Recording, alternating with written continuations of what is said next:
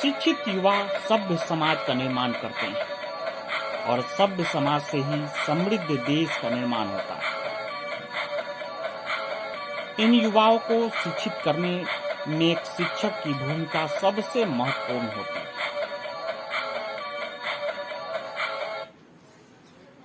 एक ऐसे ही शिक्षक है डॉक्टर रक्षपाल सिंह, जिन्होंने लगभग 40 वर्ष से ज्यादा बच्चों में ज्ञान कालक जगाने में अपनी महत्वपूर्ण भूमिका निभाई।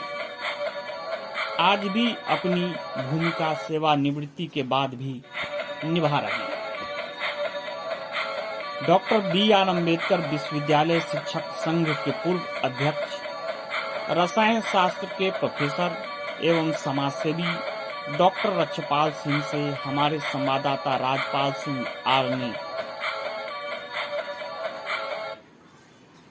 पौराणिक शिक्षा और वर्तमान शिक्षा सहित विभिन्न मुद्दों पर खास बातचीत पेश है साक्षात्कार के अंश। मैं आज ऐसी शख्सियत से मुलाकात करने जा रहा हूँ डेली न्यूज़ के माध्यम से। हम उनसे जानना चाहेंगे कि गुरुजी ये शिक्षा के स्तर पर थोड़ा हमें बताएं, जिससे लोगों का आभार हो। आप अपना परिचय देते हुए आपका परिचय। मैं डॉक्टर रक्षपाल सिंह हूँ और करीब 40-42 साल मैंने धनुष कॉलेज अलीगढ़ में रसायन विज्ञान के एसोसिएट प्रोफेसर के रूप में काम किया है और पिछले 11 साल से सेवानिवृत्त हूँ और थोड़े सामाजिक सेवा में तल्लीन रहता हूँ। शिक्षा के स्तर पर थोड़ा बताएं कि शिक्षा आज के समय में और आपके समय में क्या अंतर था शिक्षा के समय में? मैं जब अपने नौजवानी के दिनों में पीछे मुड़ करके देखता हूँ तो तीनों प्रकार की शिक्षा, मेरा कहने का मकसद है बेसिक शिक्षा, माध्यमिक शिक्षा और उच्च शिक्षा, तीनों में अंतर देखता हूँ।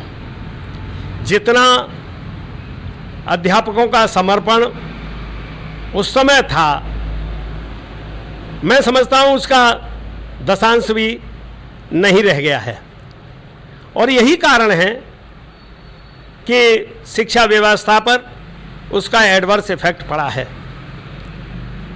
उस समय जो शिक्षक होते थे वो अपने विद्यार्थियों की वेलफेयर के लिए चिंतित रहते थे। आज वो स्थिति नज़र नहीं आती। हालांकि उस समय शिक्षकों को भी बहुत कम पैसे मिलते, वेतन के रूप में कम पैसे मिलते थे, लेकिन उनका समर्पण भाव आज से बहुत ज़्यादा था। गुरुजी, जैसे ये गुरुकुल की जो शिक्षा प्रणाली है, तो गुरुकुल में वहाँ गुरुओं का कुल बताया जाता था कि वहाँ से गुरु बन के निकलते हैं और अच्छे आचरण वाले लोगों को वहाँ आचार्य भी कहा करते थे। और आज के दौर में जो है शिक्षा के स्तर पर यहाँ मास्टर, सर या जो प्राचीन शब्द था गुरुजी, गुरुकुलों में भी पढ़ा करते थे। गुरुकुल की शिक्षा में और आज की शिक्षा में क्या अंतर है? उस समय गुरुकुलों की जो शिक्षा दी जाती थी वो अधिकांशतः बच्चों के अंदर मानवीय गुणों, मेरा कहने का मतलब चरित्र के विकास पर बहुत अधिक ध्यान दिया जाता था और उस समय रोजगार परक शिक्षा की के प्रति वो सचेत नहीं रहते थे। लेकिन आज की स्थिति ये है कि हमें बच्चों के अंदर मानवीय गुणों का विकास देने की शिक्षा उन्हें देनी है, उनके चरित्र निर्माण की भी हमें उन्हें शिक्षा देनी है। साथ ही साथ हमें रोजगार परक शिक्षा भी उनको दिलानी है।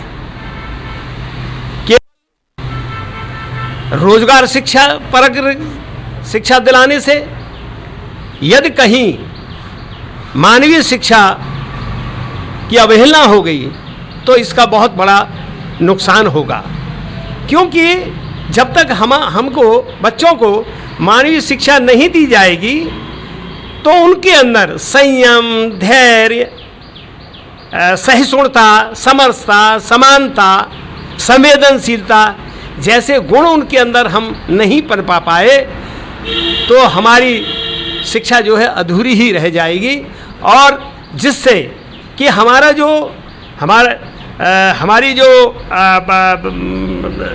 जो शिक्षा पूर्व शिक्षा थी उसमें वसुधैव कुटुंबकम की बात की जाती थी, परहित सरस धर्म नहीं भाई की बात होती थी। वो स्थिति आत्मनः प्रतिकूलानि परेशान समाचरित ऐसी शिक्षा दी जाती थी।